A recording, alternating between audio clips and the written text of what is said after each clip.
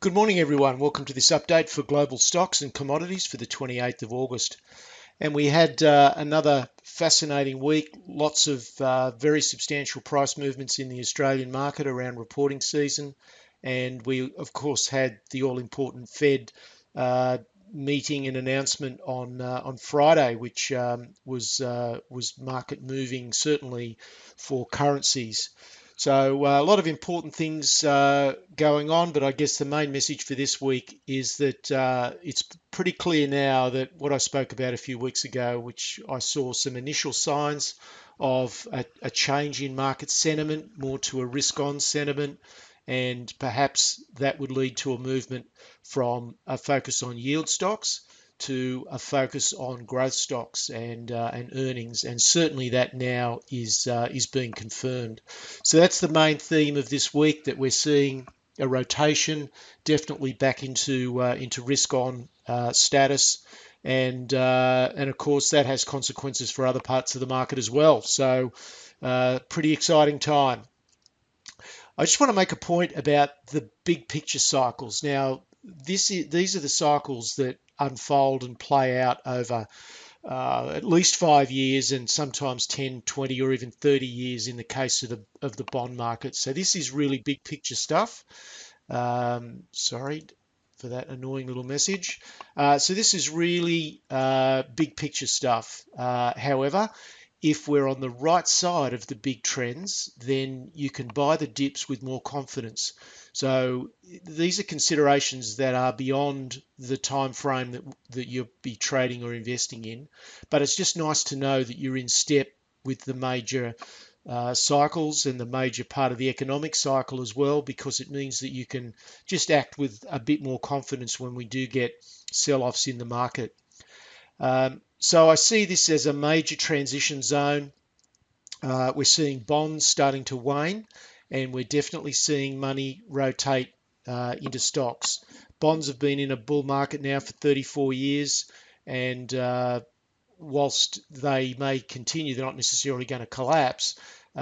We are certainly seeing a rotation back into stocks and out of the safety of bonds.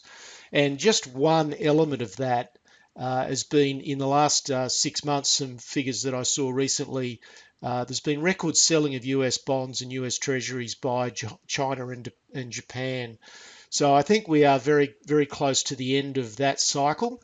And of course, if money's coming out of bonds, then it's going to be going into other things, and other things are generally stocks and commodities.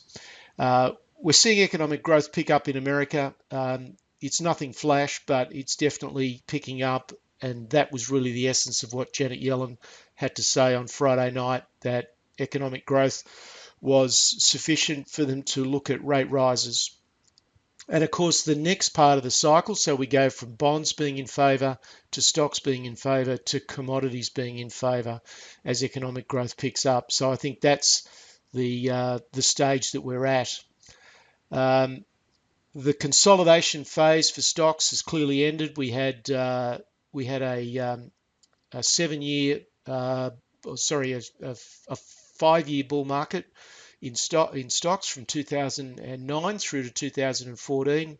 We then had a 2-year consolidation from 2014 to 2016, and now that consolidation phase has ended, and we're into a new bull market in stocks, at least in America, certainly not in Australia. However, if America's in a bull market, then it helps all stock markets around the world. Now, I won't go through all the detail because it's something that I put together over many, many hours of research and lots of different articles. But I just want to make the point that there is an overwhelming alignment of technical indicators that are pointing to a new bull market in stocks, and also in some commodities, and also now starting to be supported by fundamentals. Now, technicians will know, of course, that the technical patterns always emerge first before the fundamental data. It's not the other way around. And that's because the market is a forward-looking animal, and it looks forward to where it thinks earnings and stock prices are going in the future. and so the technical indicators will always be ahead of the fundamentals. But we're starting to see a few fundamentals confirm what we've been seeing now for some time on the technical side. So I believe that this is the start of multiple new bull markets in stocks and commodities, and it's not close to the end as many people would have you believe. The doom and gloomers are still desperately trying to make a name for themselves and call a top, but they're looks like they're going to be wrong yet again. And the other key point that I want to make is that this is not going to be a bull market where all boats are going to get floated by a rising tide.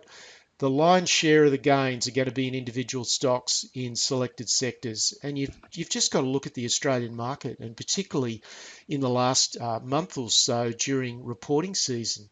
The divergence between the stocks that are rewarded by the market and those that are punished by the market is absolutely massive. The stocks that have missed by any little bit at all are just being absolutely smashed by 10 to 20 to even 30%. And yet the stocks that are pleasing the market are seeing huge breakouts. So, but there's far less of them. So there's no question that individual stock selection in selected sectors is absolutely the way to go from here on in. Turning now to America. The S&P was lower by 18 points on the week. A lot of that happened on Friday, but closed well off the lows. And there was just a fair amount of volatility and nervousness around what the Fed would have to say. But the technical signals remain very strong, as you'll see. The Nasdaq set new all-time highs, which is a real positive because the Nasdaq tends to lead.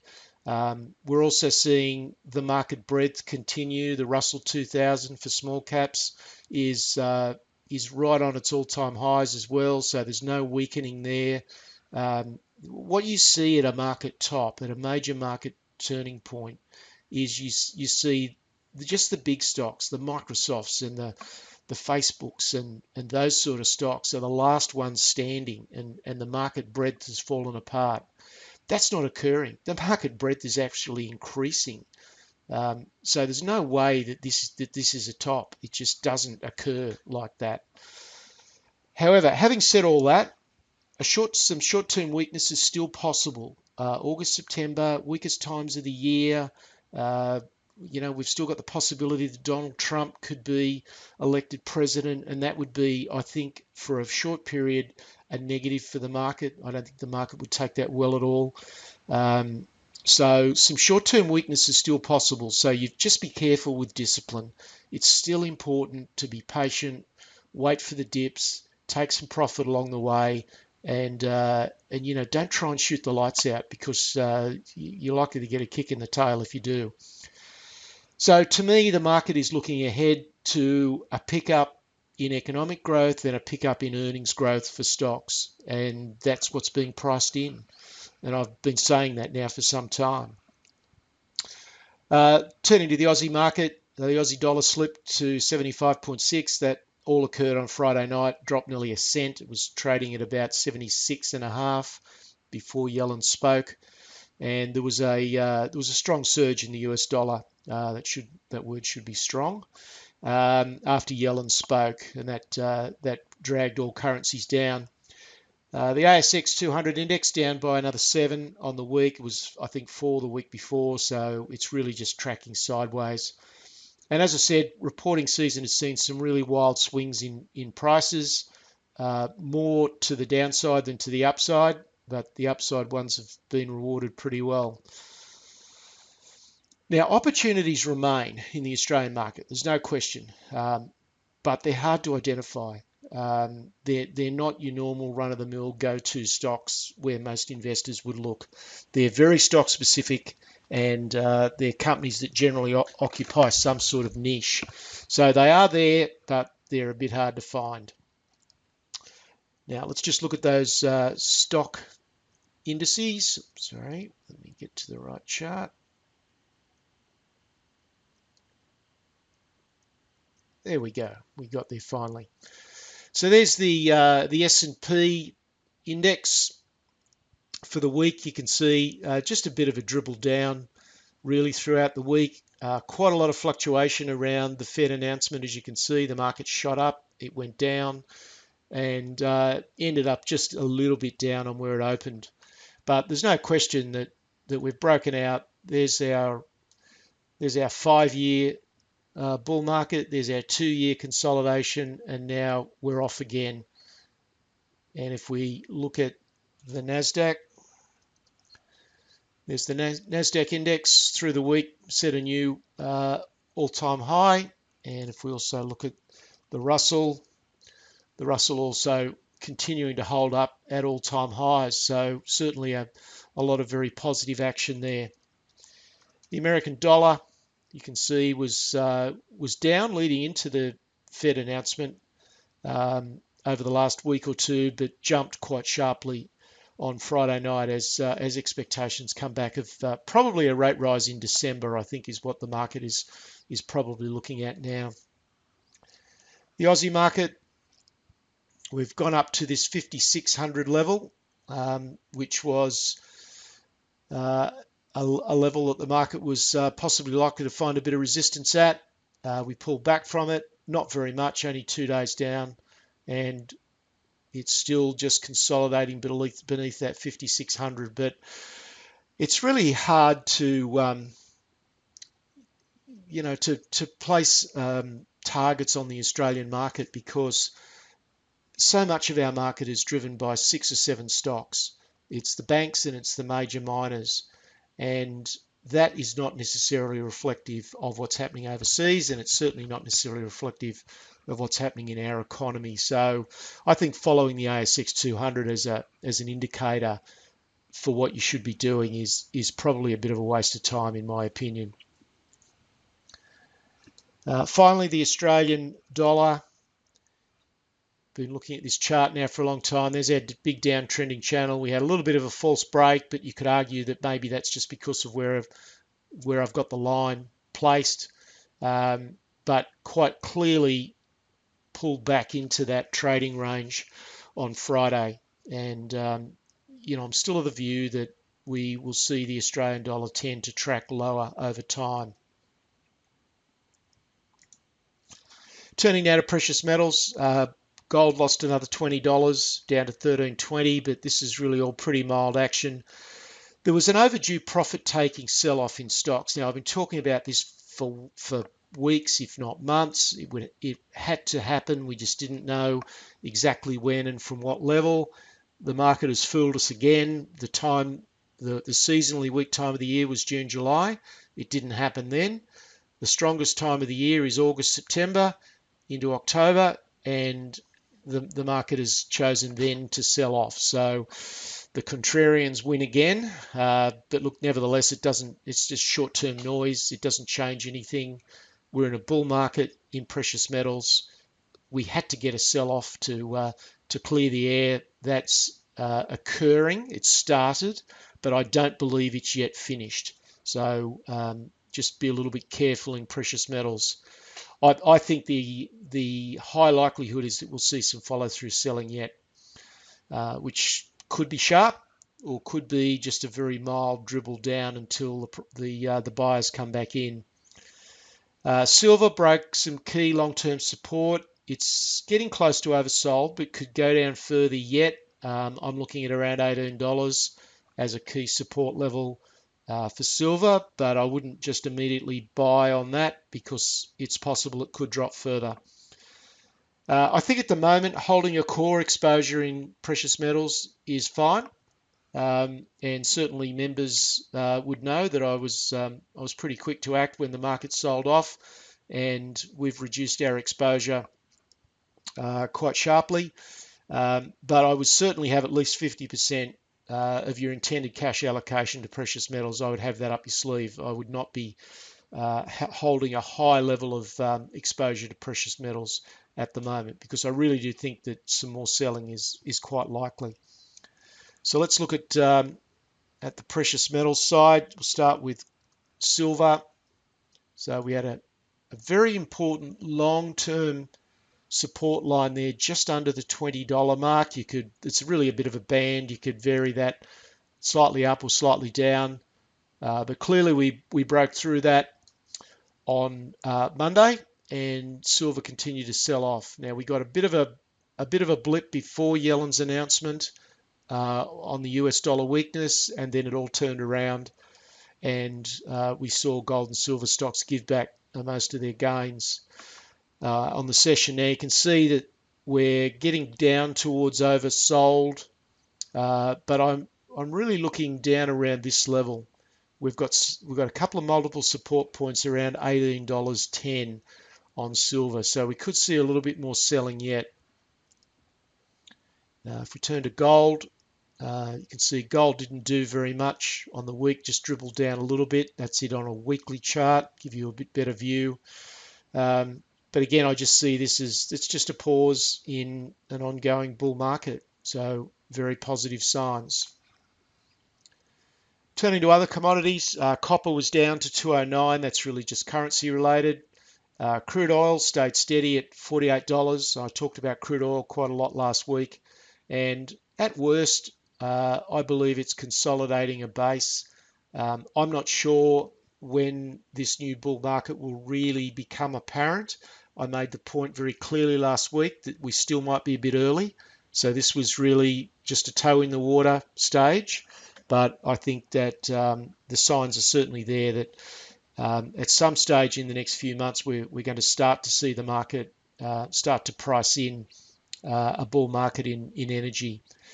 There's key resistance for oil, West Texas Intermediate crude at $50. That needs to break, so we're not quite there yet.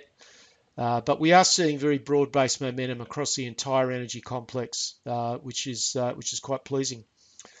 There's the spot copper chart, down a little bit. Just to wrap it up, I think it's highly likely that multiple new bull markets have started, and that's at a big picture level. Yes, there will be sharp sell-offs and pullbacks, so I don't think that this is just going to go straight up and there's not going to be any drama, because there will be sharp sell-offs. I can absolutely promise you of that, and that's why it won't be particularly straightforward and easy to make money from these bull markets, but certainly the big picture opportunities are there.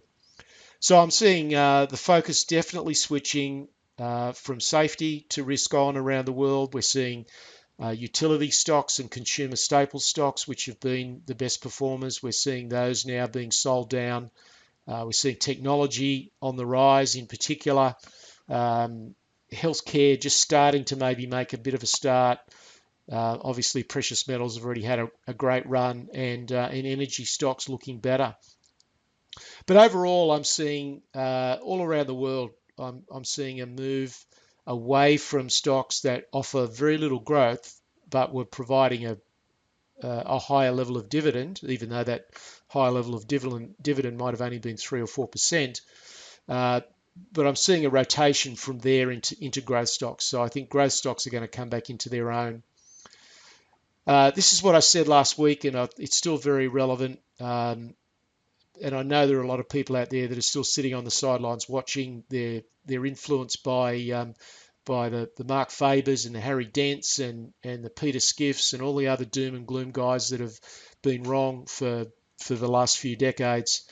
Don't be a sideline watcher. There's too many good things happening. The positive signs out there are undeniable, in my view. You've got to look at what the market is telling you, and the market is telling us that it's going up. So you can have all the fundamental considerations or what you think should be based on extreme debt levels and whatever, but the reality is the market's going up.